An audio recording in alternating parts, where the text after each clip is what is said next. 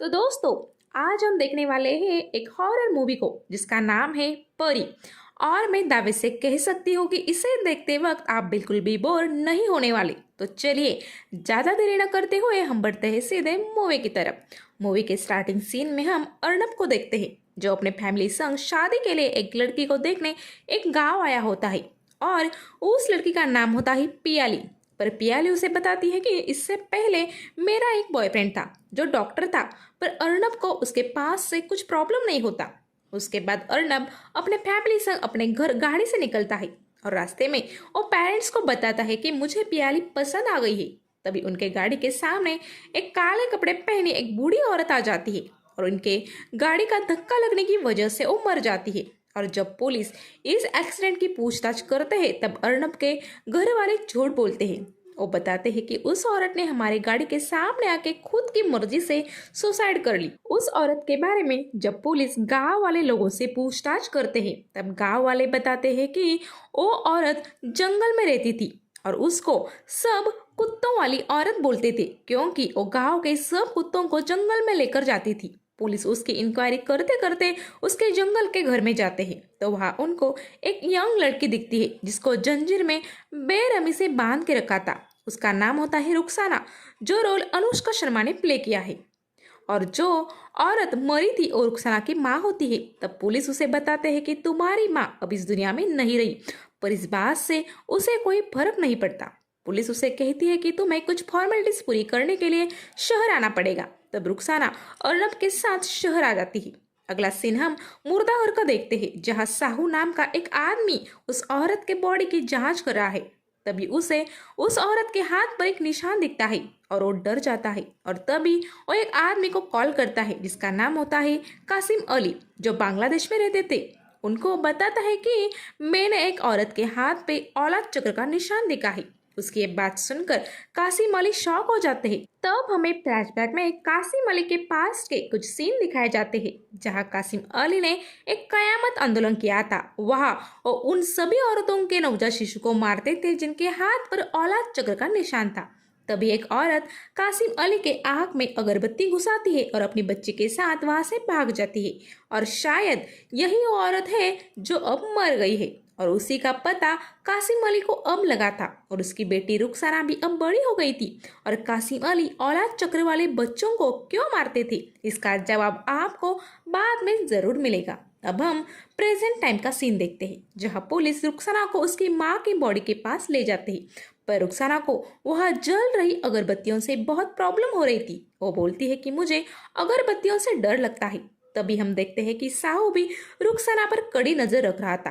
अब अर्नब रुखसाना को उसके जंगल वाले घर में छोड़ता है। वहां उसे उसकी मरी हुई माँ दिखती है। वो उसे अपने पास बुलाती है, पर तभी रुखसाना को जोर जोर से किसी की सांस लेने की आवाज आने लगती है। रुखसाना डरकर घर के अंदर जाती है। आगे हम देखते हैं कि कासिम अली अपने लोगों के साथ उस जंगल में जाता है रुखसाना को पकड़ने, पर रुखसाना किसी तरह से बच के वहां से भाग जाती है और अर्नब के घर में जाकर छुपती है। कासिम अली को रुखसाना का एक बाल मिलता है और वो उसे संभाल के रखता है। इधर अर्नब रुखसाना को क्या हुआ पूछता है। तब रुखसाना बोलती है कि कुछ लोग मुझे मारने के लिए आए थे और मैं उनको जानती भी नहीं हूँ, पर उसमें से एक आदमी को मैंने बचपन में देखा था और तब से वो मुझे मारना चाहता है। और वो और कोई नहीं बल्कि कासिम अली ही होता है। आगे हम देखते हैं कि रुखसाना इतनी दूर से पैदल ही आई थी जिस वजह से उसके पैर में बहुत सारी चोटें आई थी। इसलिए अर्नब उसे एक दिन के लिए उसके घर रहने की परमिशन दे देता है और अगले दिन उसे आश्रम छोड़ने के लिए जाता है। पर वहाँ की हालत देखकर वो और कुछ दिन अपने घर उसे रहने देता है और रुखसाना भी यही चाहती थी। कुछ दिन साथ रहकर रुखसाना अर्नब के पास आने लगी थी और वो अर्नब से प्यार भी करने लगी थी। अर्नब को पियाली का कॉल आना भी रुखसाना को बिल्कुल भी अच्छा नहीं लगता था। रुखसाना को पेंटिंग बनाना भी आता था। साथ ही हम देखते हैं कि रुखसाना को शहर के तौर तरीके बिल्कुल भी नहीं आते थे, जैसे कि वो कचरे में से खाना निकाल कर खाती थी और उसे एक नेल कटर हमेशा उसके साथ चाहिए होता है उसके नाखून काटने के लिए, क्योंकि वो रोज अपने नाखून काटती थी। एक दिन अर्नब ने मस्ती में उसका नेल कटर छुपा दिया तो उसने एक सुरी से अपने नाखून काटे जिस वजह से उसे बहुत सारी चोटें भी आई। और जब अर्नब ऑफिस जाता था तब रुखसाना को घर में अजीब अजीब आवाजें आने लगती थी। अर्नब के घर में कुछ अजीबोगरीब घटनाएं घटने लगी थी और वो खुद को अलग अलग डरावने रूप में देखती है। एक दिन रात को रुखसाना के पेट में बहुत ही ज्यादा दर्द होने लगता है। तब वो अर्नब को अपने से दूर भगाती है और हम देखते हैं कि रुखसाना बिल्डिंग की बालकनी से अजीब तरीके से कूद कूद कर नीचे जाती है और एक कुत्ते को बुरी तरीके से मारती है।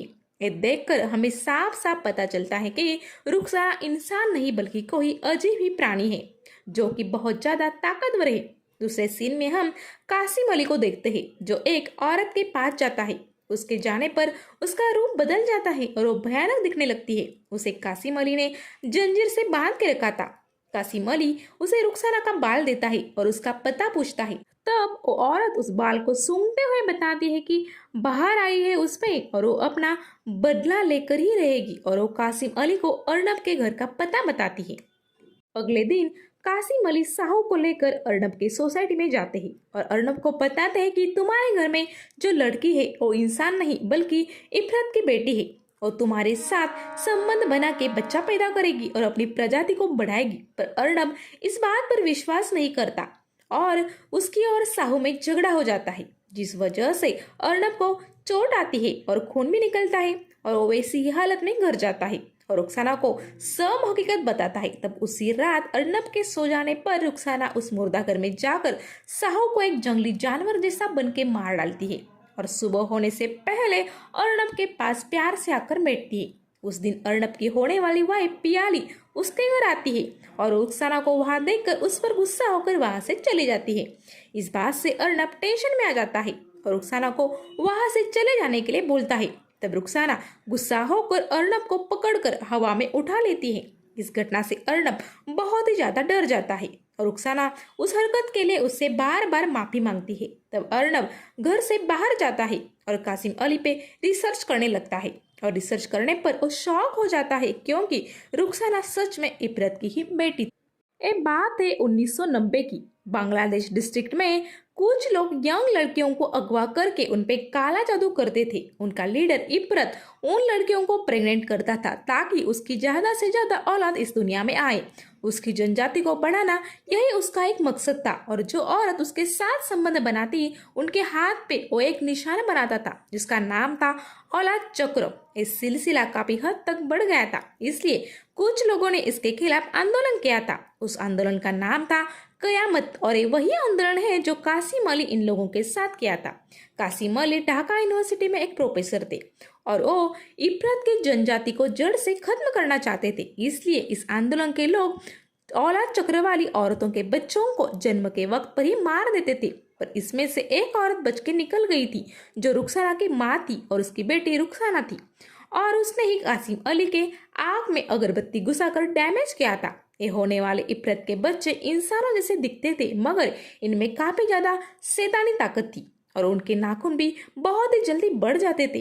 वो इंसानों से संबंध बनाकर प्रेग्नेंट होती है और 1 महीने में ही उनको बच्चा हो जाता है।